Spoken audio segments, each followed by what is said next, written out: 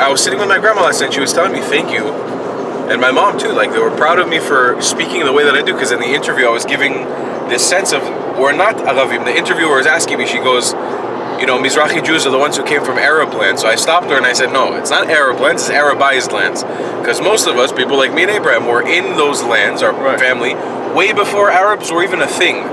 Way before Islam was even a thing.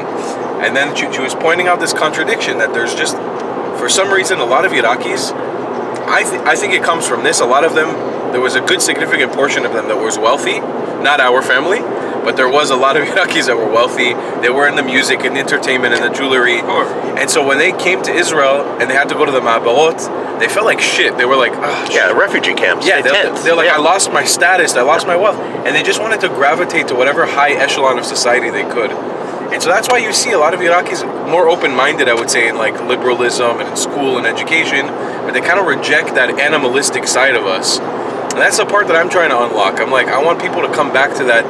Man, my family, we're animals. We're disgusting. Like we curse and we're angry and we're passionate. Like love. I feel you. Who is it? That's how we are. We need more of that. Like that's what we need, in my opinion.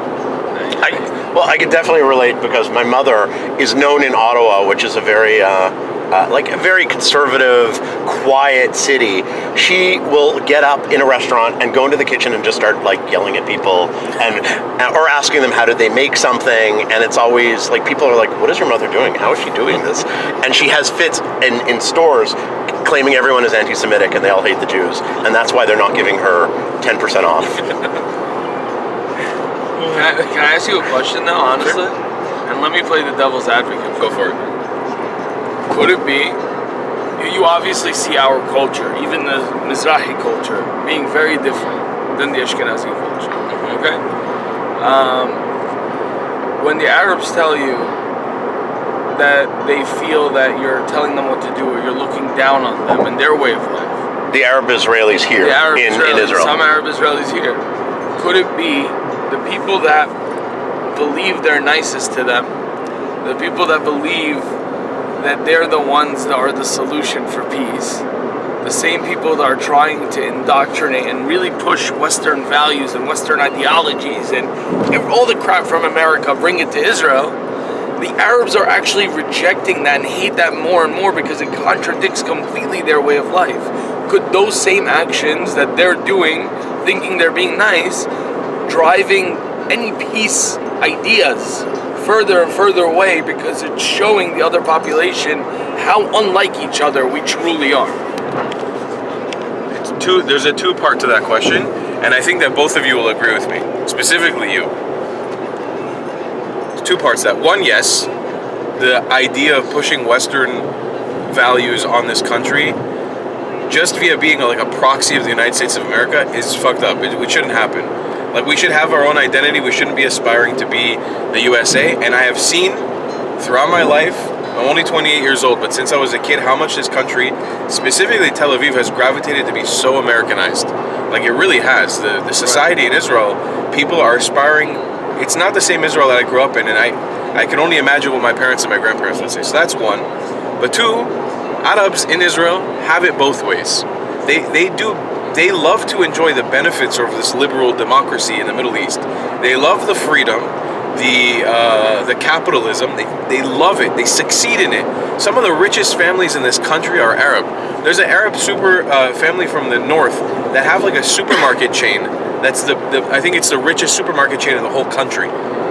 You know, there's super rich Arabs. They enjoy, but they also like to complain in the same moment. So the thing is, I don't take the Arab perspective too seriously when it comes to that stuff. Like, you can't what's the saying, like, you can't have your cake and eat it too? What's the, like, you can't also enjoy everything that these things give you. And the women, man, you see women in hijabs driving around on Mercedes-Benz consistently all over the country. That's something that's starting to happen in the UAE and in Saudi, but it's not normalized. Right. You know, and the women there, I know because I traveled to some of those places, they get shit for it. In Israel, who's going to bat an eye at an Arab woman driving? You know, most Arabs that I interact with on the day-to-day here, too, are way richer than me or my entire family. Dude, I know what you're talking about. I spoke to a taxi driver in Yerushalayim, Arabic guy. Didn't know I was Jewish. Speaking Arabic with him regular. I go to him honestly. Would you want to live under Israel, or would you want this area to be, freed? He goes, between us, I would never want to not live under Israel. Yeah. He told me he pays something different in taxes than the regular Israeli. I don't know why. Less. He doesn't have to. You don't draft Arabs to the military at all, he told me. They don't have to if they don't want to. But there's no draft. It's not mandatory. Not mandatory. No, I think the Druze maybe Druze yes. Druze is because they love to. Okay. They have one of the highest percentages of enlistment in the army. But like the rest of Arab society, specifically Muslim society, doesn't have to. I don't even think they have to do national service. No. They're supposed to. But they don't all do it. So, I think it's easier for, like, we give that, but I also think that's messed up. So no, I understand. I don't think that's messed up. Like, No, I don't can agree get with it. that. So time out. I can get it. Okay. But I don't think it should be excused from. I think by the day 2025 should have came, they should be drafted, since Israel had been in existence for over 76 years already. They need to integrate into part of the society and fight for the country they live in. Just like the whole world wants to bug out about the Haredim, the Arabs also need to do it. 100%. Now, if we're I saying agree. military service, I can understand why today it's probably not the smartest idea. But instead of military service, Israel needs to start thinking about how in 10 years they can do that. They can do a draft of Arabs. The Arabs are going to enlist. And I think the way to do that is to force them into a 3-year equivalent, maybe not military, but There is education national as to the Jewish world.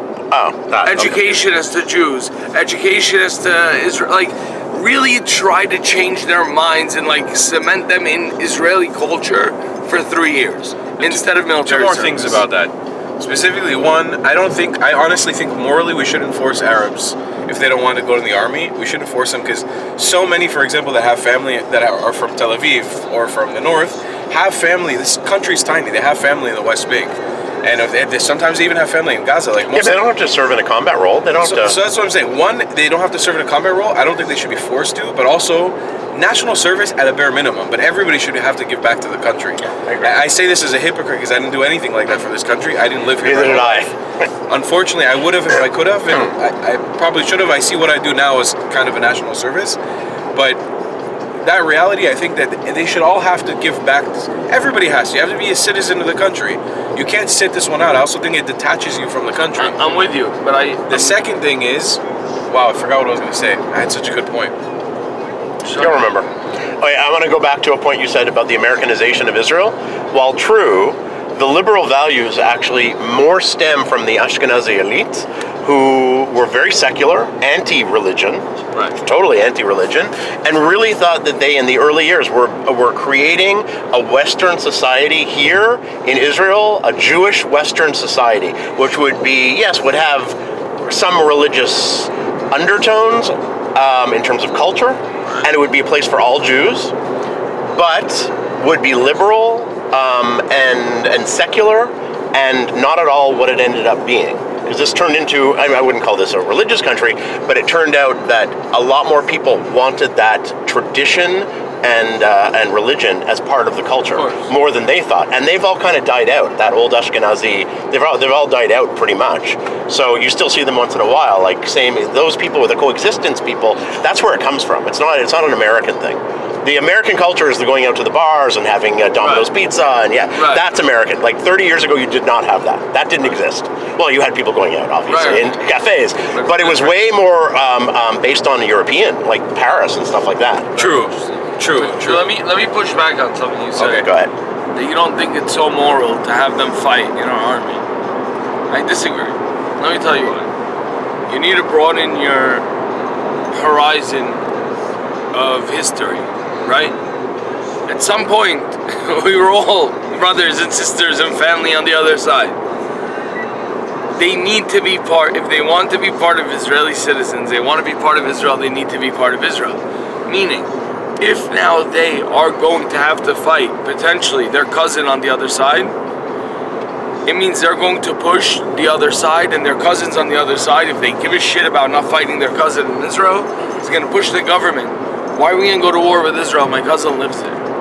Why are we going to go to war with this place? My cousin lives there. I think if you force them to fight each other in a military force them to fight, and they realize that that is going to mean they're going to have to fight their family in Lebanon or in Syria, you probably can get closer to making peace than not, because people are selfish. I don't disagree with that. I think that's not like.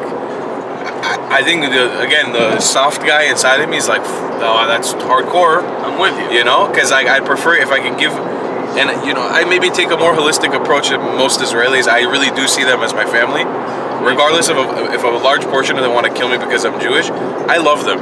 I always say this, even with all the fucked up things that are in, I love them. I really love who? Arabs. I generally do. I find family amongst most of them. Me too. I really do. And it's been rare. Even when you and I went to Ramallah together, I found the experience as a tourist in the day there endearing and warm and fun. And then they tell you the truth of how they feel about Jewish people, and it loses the magic for a second. I still remember that one woman. She was so sweet and smiley, and you're like, Beautiful, oh, she's like, so pretty. Yeah, I was like, oh yeah, and she says she wants to just kick out the Jews, and you're like, oh fuck. So, disappointment, huh? So you know, like the side of me that wants to be like more humane says okay, but at the very least you have to give back to the country. But what you're saying actually seems like the Arab way to go about it, which is make them fight each other to just stop fighting. I love them too. Yeah. Okay, believe it or not. I know it sounds fucking No, crazy, I believe it. Especially with the way I speak sometimes, they're like, you hate these people. I don't hate them. I actually love them. And how do you know if somebody likes somebody or dislikes somebody? I believe that the person that's speaking more harshly, that you feel like, oh my God, this person may hate the other person, that person actually loves the other person. Because why else would you stir yourself up and try to push each other and try to like, what is wrong with you? How do you do this? If you don't want to be connected with that person. If you're like, whatever, this is a barbaric monster that I can shove down a closet and just hopefully never see again in my fucking life. Exactly. Whatever. That's wrong. Then yeah, you can ignore them and be like, yeah, oh, okay, let's move on with our lives. But if you're like, wait a minute, I actually do want to live with these people. I actually want to kind of get over our differences and unite.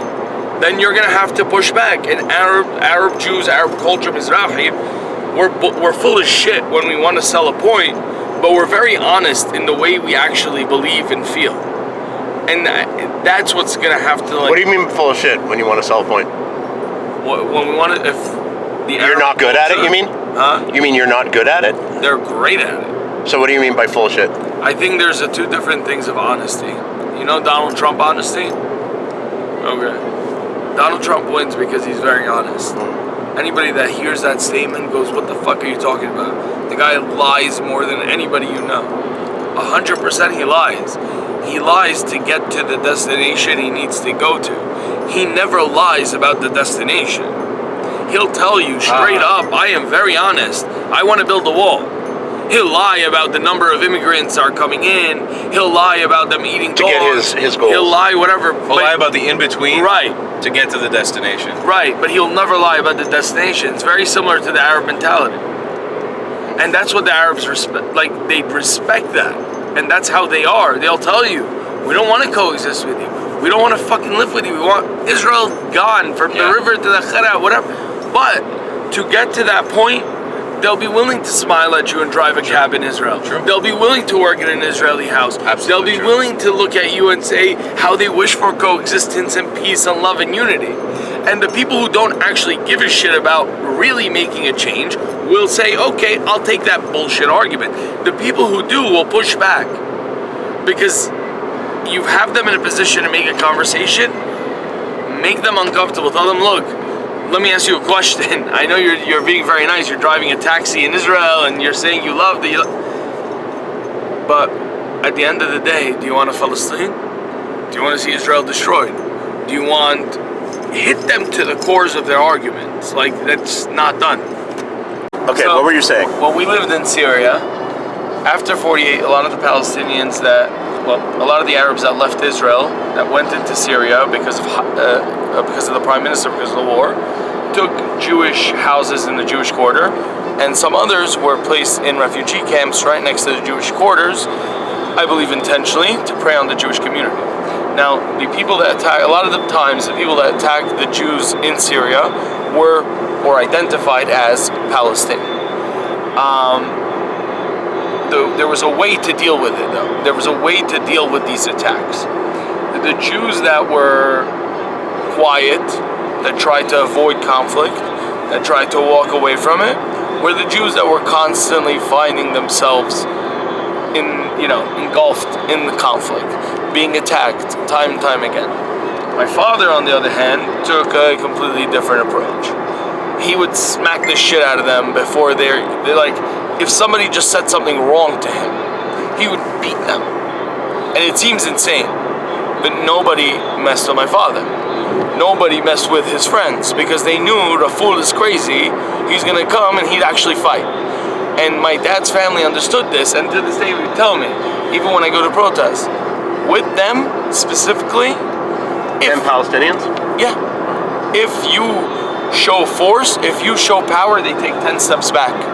If you run away, they chase you faster. That's the ideology, that's the mentality. What does that mean to me? If you want peace, you need to come in extremely harsh, extremely strong, extremely almost in a way that seems anti-peace, but it's not really anti-peace because it's just the road to getting us to a place where you get them to engage in conversations, to really, like, you take the toxin out of them when you do this, when you approach them with hostility. If they're, this last part is bad. I'm just gonna cut that last part.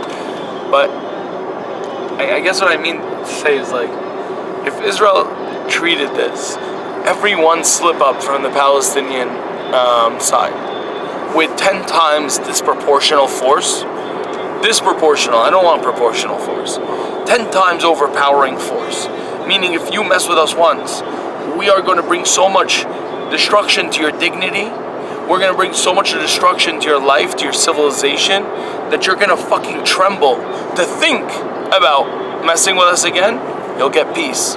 If Israel thinks that they're going to achieve peace by saying, I'm sorry, and take this and take that, and let's have conversations, and look how nice I am, and I don't want to be in a conflict with you. If Israel says the word, I don't want to be in a conflict, you're never going to get peace. You were saying also before, it's not about threatening to kill them, it's more about threatening their dignity. It's Right, because that's a loss, that's a defeat. Every defeat in a war is a loss of dignity. Hamas's little parade right now, it's more than just propaganda. Releasing the hostages, making this parade out of them, yeah. It's more than just propaganda. It's bringing pride, trying to recreate their image within Gaza, trying to bring back some dignity, the dignity that they lost for the past 15 months. That's what this is about. Nobody is talking about it from that angle yet. Meaning it's to the Gazan people, not necessarily to Israel. It is to the Gazan people, I think. A lot of the protests. They need to rebuild their image with them. And what rebuilds Palestinian image stronger than demonizing Jews or demeaning Jews, making fun of Jews? That's what makes it happen. If you make fun of Jews and bring them to a lower level, I always talk about this, Arab supremacy. Arab on top, all the other minorities under. Right, and we never have these conversations. We never have these conversations. We never get to this conversation. All of a sudden we see these videos. I want you to really think about all the content you've seen online, on Instagram, on TikTok. It's all coming from a place of how offended we are as to what they did. Sure, is it offensive? Is it disgusting? Who is saying it's offensive? We, as Jewish people. Our reaction to these videos is, oh my God, these people are absolutely barbaric. Our reaction to these videos, as heartless as it should be, look how pathetic these losers are. They lost the war after hiding underground, and they think they got victory because they marched a hostage out that they released because they fucking had to release because they had no choice. Like, we need to spin it. We're spinning it from a way of, it's so mean. Yeah, no shit, they're mean. They held a hostage. So when I was in Beit Jala is like a half Christian, half, it used to be fully Christian, but now it's Muslim, Christian, mixed Palestinian city. They're not pro-Israel in any way. They, the Christians tend to be like, well, we'll accept the Jews eventually if we have a state, yada, yada, whatever. And after filming this woman, young woman, say in her 28, 29, something like that, she was, I was saying something about, she was asking me, like, what do other Palestinians say? And I go, oh, the funniest thing is that I think, as a foreigner, that's how I framed it, is that Palestinian Muslims think that they're not violent at all. And you should have seen her eyes go, holy shit, they cannot possibly believe that. How do they possibly believe? And she lives with, she's Palestinian, and she lives with Muslims, and even she was shocked. She's like, as Christians, they are incredibly violent. Incredibly violent. That's all they do. Can I say something very controversial also? Go for it. Please.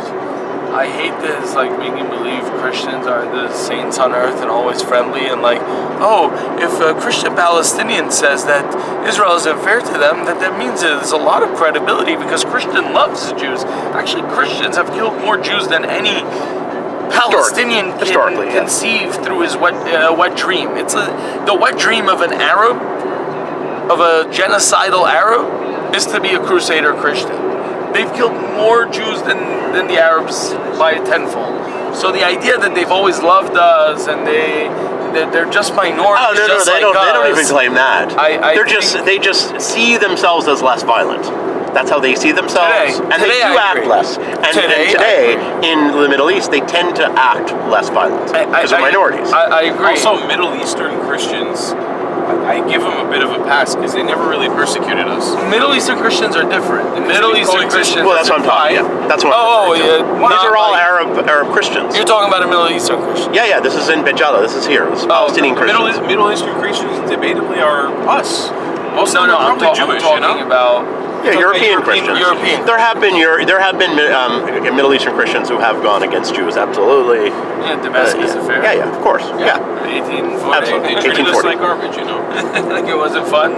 They accused us of drinking blood, and they went to kill the children and people in Damascus. Again, I don't. That's part of human nature. It's a disgusting and nasty and horrible part of it that we're not going to make go away by making believe we've advanced enough to a point where we're not like that anymore. Because this is just make believe. We are not going to de-evolve. If you believe in evolution, if you believe in adaptation, if you believe that human beings, each generations adapt or evolve, you're not going to undo all of those thousands of years of evolution for the last 100 years of an enlightenment period. It's not realistic. And that's why activism in so many different spaces fails, because you try to get the other person to love you or to like you. I don't care. It's not about liking me. It's not about loving me. It's about not wanting to kill me, not wanting to discriminate against me, not wanting to mistreat me, wanting to treat me as an equal human being. I can have an Arab friend. He can think all Jews are cursed pieces of shit. And he can still be my best friend. You know why? Because I don't care. I don't think I'm cursed. I don't believe in his religion. He can open his Quran and curse me every morning. I don't care. I can open my book and curse him. He doesn't care. At the end of the day, when we're reacting with and acting together and with each other on a regular basis, we're acting as human beings. We're treating each other with respect, with love, with hugs, with generosity, with empathy, with sympathy. That's what I care about. And that's what activists should aim for. The way to get to that, though, especially when you're dealing with an Arab culture like the Palestinians, is through being mean and hostile. So it may start as seeming counterproductive, but the end result would actually get you to coexistence and peace, while the other way will get you further and further away from anything like coexistence or peace.